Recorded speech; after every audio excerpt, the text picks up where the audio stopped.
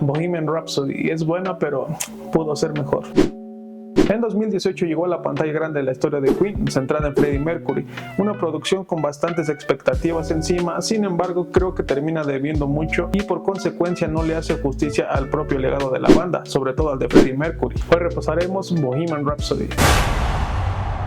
Bryan Singer fue quien estuvo a cargo del proyecto, sin embargo él no lo terminó, siendo reemplazado por Dexter Fletcher. Y aquí está el primer problema: todo el proyecto se trabajó bajo la visión de Singer, y el hecho de que la postproducción fuera liderada por un director diferente evidentemente hace que el producto sufra. Por ejemplo, si en medio de la postproducción hay algo que no encajó con el concepto bajo el que se trabajó, en la mayoría de veces se recurre a las refilmaciones, a su vez modificando el guión y demás, lo que inevitablemente dará un resultado diferente. Y en caso de que el material que se grabó fuera exactamente el mismo que se utilizó en el corte final, en la edición se termina de darle personalidad a la película. Y en el caso de Fletcher, creo que solo hizo lo que pudo con lo que se le dio. Al no involucrarse de lleno en el proyecto, no le permitió darle personalidad ni ejecutar su visión del todo, además de que ya se incorporó prácticamente en la recta final. Y por consecuencia, ni la visión de Singer ni la visión de Fletcher fueron ejecutadas en su totalidad, y lamentablemente eso terminó dañando a la cinta. Y bueno, en términos generales, la historia narra el ascenso a la fama de la banda, su consolidación como leyendas y los conflictos que atraviesan a lo largo de su carrera. Obviamente toda la narrativa está centrada en Freddie. Ahora, es muy notorio que la historia se redujo bastante con la finalidad de comercializarla mejor, y esta decisión me parece que juega en contra de la cinta y de la misma banda. Me explico: con una duración de 2 horas y 15 minutos es obvio que haya mucha prisa por contar la historia, comprimiendo la narrativa y dejando fuera muchos momentos que forjaron el legado de la banda. Queen y sobre todo Freddie siempre se destacaron por cruzar límites, salirse del molde y romper estereotipos, llevando su música y su performance a otro nivel. Y el hecho de que el corte final tenga una duración de 2 horas y 15 minutos con la intención de encajar en los estándares comerciales me parece que traiciona los principios de la misma banda. Si me preguntan, creo que hubiera sido mejor que la película durara más tiempo o se dividiera en 2 partes. Al ser una biopic de un artista del calibre de Freddie Mercury y Queen, con tanta historia, tanto potencial, tanto talento, merecía una mejor adaptación, una que le haga justicia y que esté a la altura de la banda y sobre todo de Freddie Mercury. Por otro lado, algo muy común en las biopics son los errores de continuidad o de cualquier otra índole, y Bohemian Rhapsody no es la excepción. Que si Freddie y Queen no se conocieron así, que si Freddie no fue el primero en sacar un disco solista, que si Freddie ya tenía bigote en 1977, pero en realidad lo tuvo hasta 1982. No mames, hasta con eso somos mamones. Qué tóxicos somos, la verdad. O que el personaje de Ray Foster nunca existió, aunque este es más un guiño a la película de Wayne's World, en la que Mike Myers aparece haciendo lo mismo que dice en Bohemian Rhapsody. Esa es la clase de canción que un adolescente puede poner a todo volumen en su auto y mover la cabeza. En fin, más que errores, son formas de adaptar la historia en favor del guión. Sería imposible contar lo que verdaderamente pasó. Después de todo, no existe la historia, existen versiones de la historia. Ahora, otra cosa que tampoco juega a favor de la película es la cuestión vocal. En las escenas en las que Freddie canta, es obvio que no es la voz de Rami Malek. Y aunque en postproducción se fusionó la voz de Rami Malek y Mark Martel con los tracks de la voz de Freddie Mercury, sigue siendo evidente que en la película no canta el actor. Y por supuesto es más evidente en el doblaje. Pero seamos sinceros, encontrar a alguien que tenga el mismo rango vocal, multiinstrumentista, que sepa actuar y que físicamente se parezca mucho a Freddie Mercury, nunca lo iban a encontrar. Y aunque Mark Martel sí cumple con algunos de estos requisitos, desconozco si sepa actuar.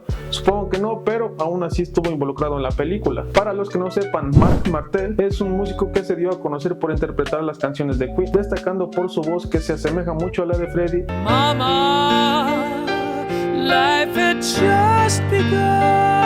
Y además del enorme parecido físico con el vocalista. Y bueno, aún con todo esto, a mí me gusta bastante la película. Las actuaciones son buenas, Rami Malek como el protagonista carga con el peso de las escenas más importantes y lo hace bastante bien. Desde el Freddie extrovertido, egocéntrico, excéntrico, diva, performer y líder de la banda, hasta el Freddie introspectivo, vulnerable, solitario, tímido. Y aunque muchos digan que es muy afeminada su interpretación, tampoco cae en lo exagerado. Por otra parte, William Lee, Ben Hardy, Joseph Mazel, aunque su participación es menor, sin duda hacen un buen trabajo en cada escena que aparecen. E incluso la química entre los actores hace funcionar muy bien la dinámica de la banda. Me hubiera gustado ver más sobre los integrantes restantes de la banda, pero entiendo que la historia se centra en Freddie Mercury. El vestuario, la escenografía y en general la recreación de la época es muy acertada. Obviamente lo digo porque yo viví en esa época.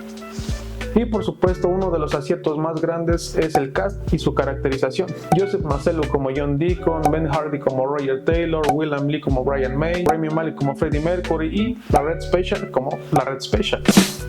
Aquí hay un dato realmente importante. La guitarra de Brian May tiene una historia bastante interesante y fue un gran agregado haberla proporcionado para la película, y no solo eso, también estuvo presente en el rodaje apoyando en las escenas musicales. Fue bastante emocionante ver momentos que forman parte de la historia de Queen, la representación de conciertos, la forma en la que nacieron canciones o cómo se convirtieron en clásicos, y aunque no me gustó mucho la forma en la que se utilizó la música de la banda, tampoco voy a negar que no me emocioné cada que escuchaba sus canciones, o bueno, cada que aparecían en la película. Y repasando los highlights de la cinta, tenemos el montaje de la creación de A Night at the Opera, obviamente haciendo énfasis en la canción principal, Bohemian Rhapsody. La forma en la que la canción va evolucionando hasta llegar a la versión que todos conocemos, la icónica intro con el piano, las segundas voces, los coros, el solo de guitarra, la sección de ópera, hasta llegar a su final. Otro de los highlights, y de hecho el final de la película, es la representación de Live Aid, adaptando todos y cada uno de los aspectos que hicieron épica la participación de Queen, desde la ejecución de las canciones hasta el performance de Freddie, obviamente con algunos agregados como las reacciones de los padres, de amigos y otros planos que hacen más dinámico el montaje de Live Aid. De hecho, en la versión extendida podemos encontrar la recreación completa de Live Aid, ya que en el corte final se omitieron varias cosas, entre ellas la interpretación de Crazy Little Thing Called Love. Y como ya se hizo costumbre en los videos, un dato curioso, entremos de lleno al efecto Mandela de Queen. Mucha gente se quedó con la idea de que We Are the Champions termina con la frase of the world, pero no es así, la versión de estudio termina de esta manera.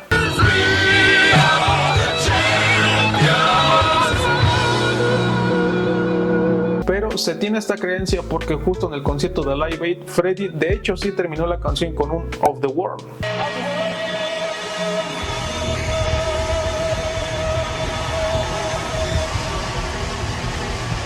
Al ser una canción que habla de la sensación de triunfo, de victoria, de un estado eufórico de satisfacción y realización por alcanzar la gloria, la misma canción te pide que la termines con esa misma energía. Y en la versión de estudio, honestamente sí se siente muy contenido al final. Y si estás en el escenario dando el concierto de tu vida, obviamente vas a querer terminar de la manera más frenética y eufórica posible. Este pequeño pero significativo cambio son de las muchas cosas que hicieron a Freddie Mercury y a Queen leyendas. Y este sutil cambio haría que muchas personas se quedaran con la idea de que en efecto We Are the Champions termina con un of the world, de ahí el supuesto efecto Mandela. Y aunque esto probablemente lo hayan hecho en otros conciertos, no tuvo el mismo impacto que haberlo hecho en este, porque el Live Aid fue uno de los eventos más importantes y famosos de toda la historia, con 2 conciertos transmitidos simultáneamente, con 72,000 asistentes en el estadio de Wembley y 100,000 asistentes en el estadio John F. Kennedy en Filadelfia, además siendo sintonizado por 1.500 millones de personas alrededor del mundo aproximadamente, recaudando 150 millones de libras esterlinas que ayudaron a combatir la hambruna en África. Pero bueno, el Live Aid merece su propio video. En fin, aún con todo lo malo, yo amo Bohemian Rhapsody. Me gustan muchos aspectos de la película, disfruto mucho verla, pero no puedo evitar pensar que pudo ser mejor, y ese es mi principal problema con esta película. Personalmente me hubiera gustado ver la época en la que se trabajaba en Innuendo, el último álbum de Queen. Para esos días la salud de Freddie ya había empeorado bastante, incluso los miembros de la banda estaban seguros de que Freddie no estaba en condiciones de cantar y no podría llegar a las notas más altas. Sin embargo, al momento de grabar The Show Must Go On, se cuenta que después de tomar un shot, Freddie grabó la canción en una sola toma, sorprendiendo a todos, especialmente tomando en cuenta su estado de salud y el grado de dificultad para interpretar esta canción que vocalmente exige bastante. La canción fue escrita por el guitarrista Brian May y cuenta la historia de un inminente final, pero